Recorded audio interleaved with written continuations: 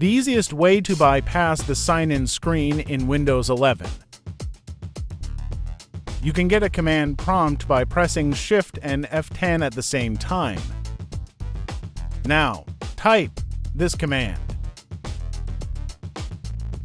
Now, you can see User Account Creation menu. Enter username and password, then click on Next. Now, it's setting up the Windows 11. Change the settings as you want.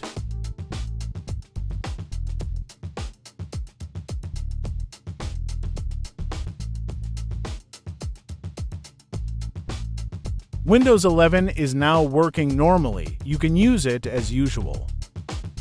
Thanks for watching. Subscribe for more videos.